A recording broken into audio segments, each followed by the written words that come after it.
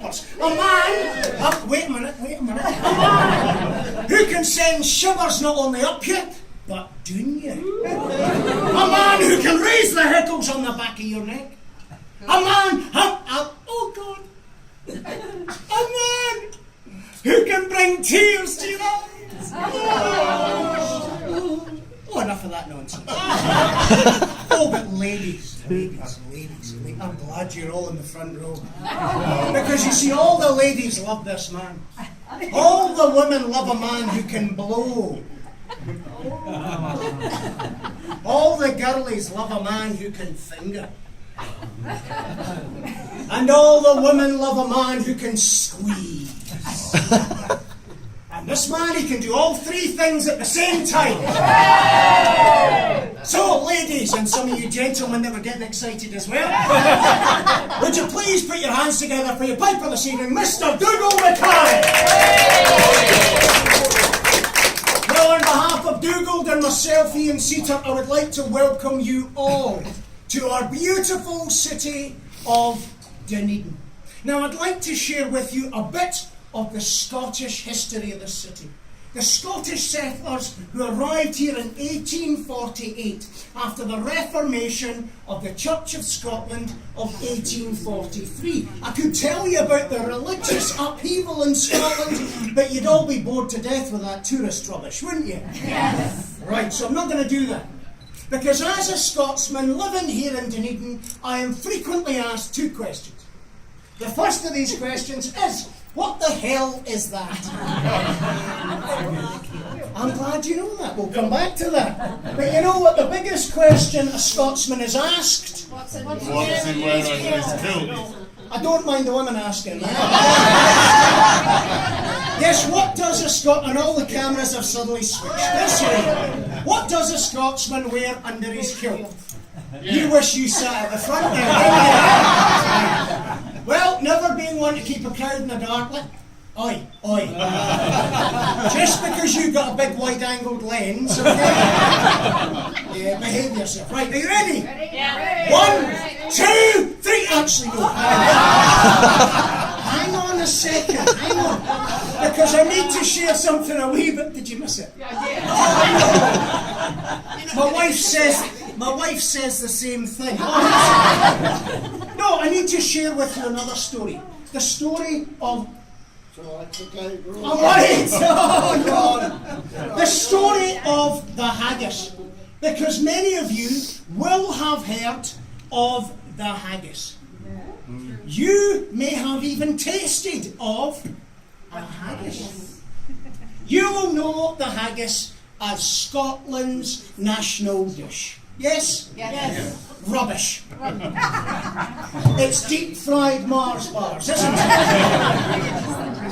Now I ask you, do you honestly believe that some Frankenstein of a chef takes the heart, the liver and the kidneys of some poor unsuspecting sheep, minces it up nice and fine, mixes this with oats, onions, salt and pepper, and then thinks, you know what's a good idea? I'll take the sheep's stomach, I'll shove it all back in there, I'll boil it for 4 hours, and we're supposed to eat that. Delicious. Who said that? Are you Australian? No. Because usually the Australians will eat anything if you chuck it on it. But no!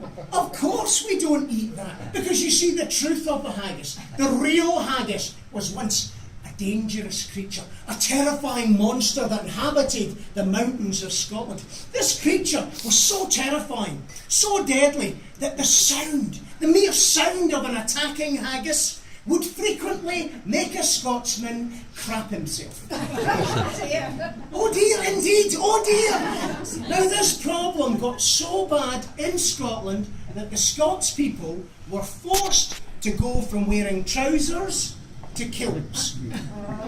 You see, the cleaning bill was getting far too expensive. Now this monster is so deadly, so dangerous, that we are required by law to provide you with 3 highly trained professionals For your safety while you're here. Now you think you know these three. You think that these three are just part of your tour. Not the case. These three have undergone months of specialised training to be here this evening. What's underneath them, the short legs? You'll find out shortly.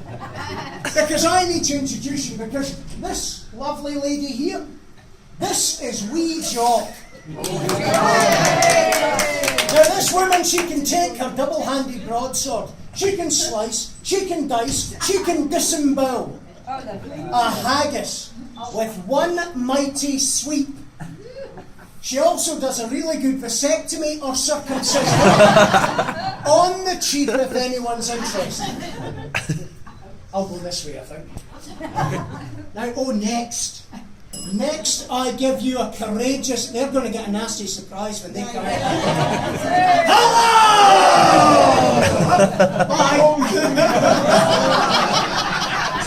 Look at that! That's not even planned. How well is that? But yes, the courageous man, our brave man. This is our man, Shuggy. No, not Shaggy. You've got sex on the brain, haven't you? No, this is Shuggy. Now this man, this very morning, while you were tucked up safe in your beds, he rose. And after he'd taken care of that, he got out of bed. He was then up in these Dunedin hills. He was pursuing, capturing and killing at great personal risk this very haggis for your dining pleasure this evening. Well done, Shuggy, well done.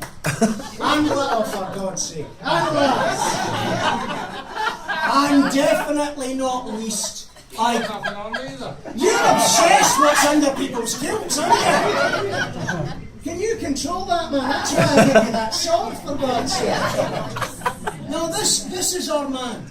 This is our man. Big Jesse. Our chemical weapons expert. For you see, it is a widely known fact that the haggis cannot stand the smell or taste of whiskey. Important, remember this. Actually, do we have any English people here? Yes. Too bloody many of us. Just you wait till September the 18th and we give England the independence back.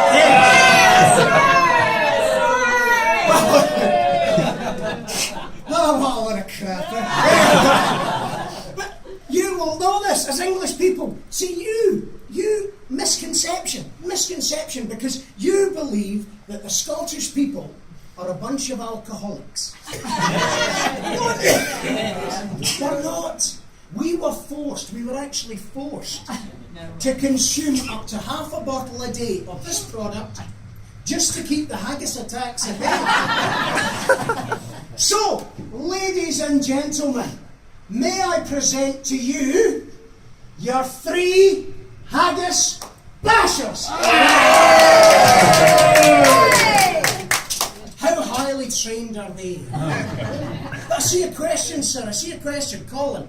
I see you asking a question. I see, why do we need such highly trained professionals when we're sitting here in New Zealand in the South Pacific? Okay, maybe I don't see that question. I'm glad you asked that question, Colin.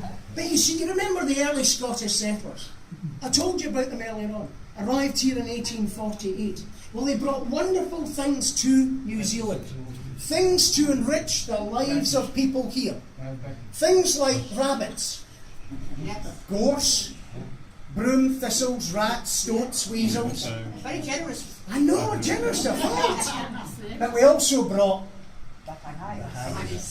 And you see, once again, our wee friend the haggis has done well for himself here in Otago, with some reaching record sizes of 60 to 70 kgs.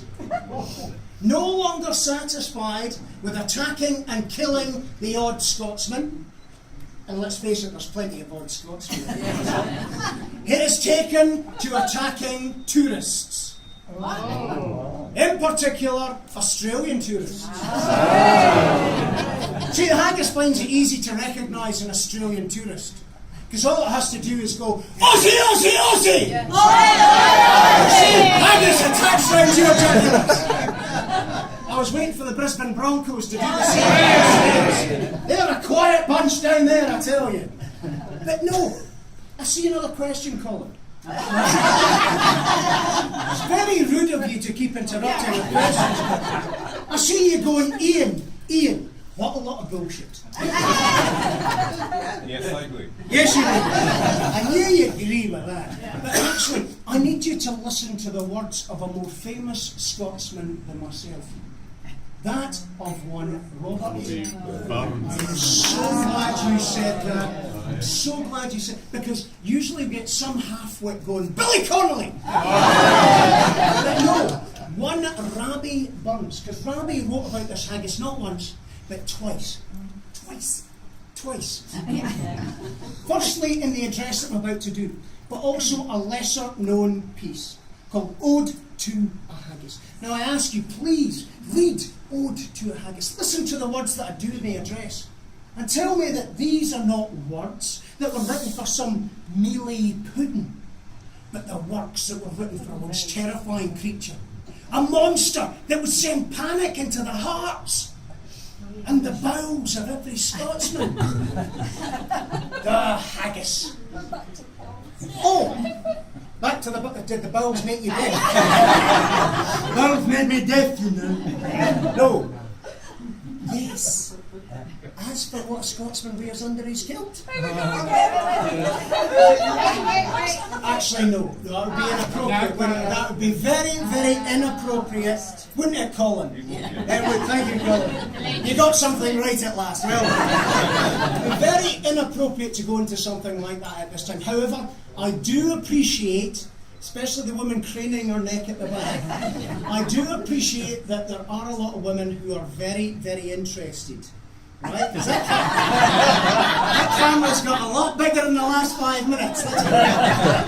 So if any of you ladies do wish to know the whereabouts of the Loch Ness Monster,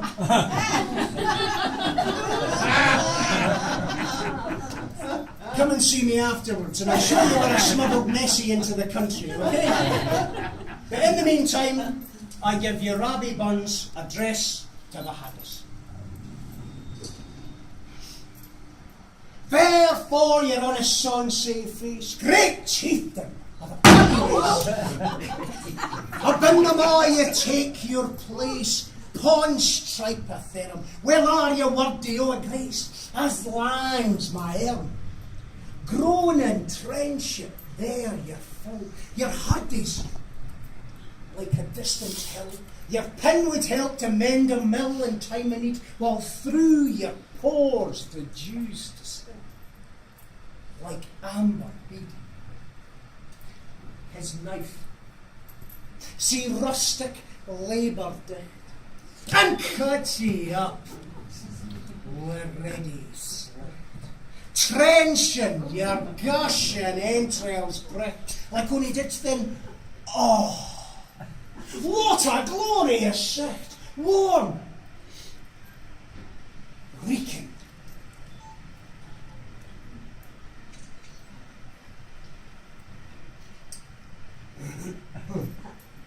rich.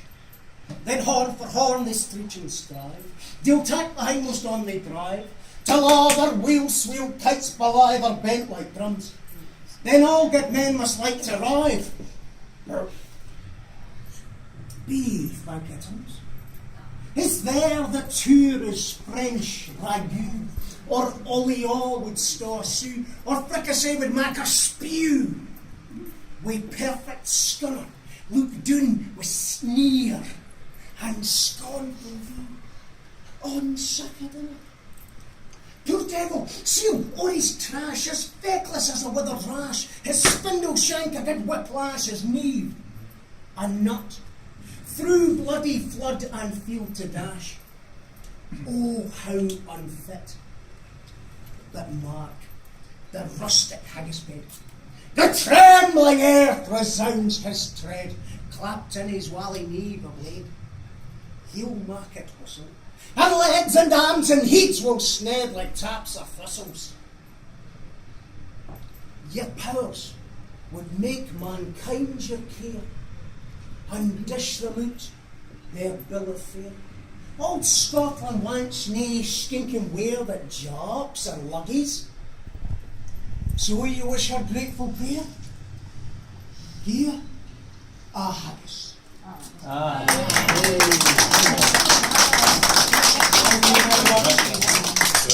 it's customary for us who are protecting your honour and virtue to raise a wee toast to the haggis. Would you like to take your piper?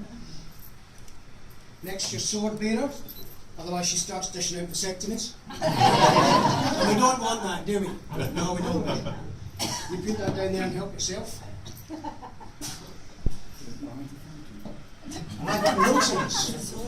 Not yet, not yet, not yet. It's not a good idea to shove it up your nose. I've tried it and it burns like a bugger in the back. So, I'd like you all to rise. And repeat after me. To the haggis! To the haggis! Slanjabar! Slanjabar! Now this is your first lesson in Gaelic, okay? Yeah. If anyone in Scotland ever says Slanjabar to you, the correct response in Gaelic is Slanjabor, okay? So, Slanjabar! Slanjabar! Up your kilts.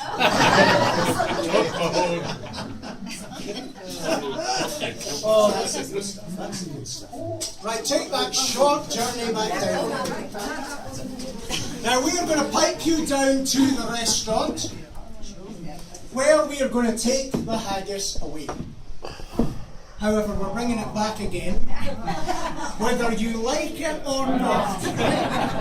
It'll be served up to you at dinner time with wee biscuits. Now it's made of the finest New Zealand ingredients, made of oats, onions, salt, pepper, and prime New Zealand lamb.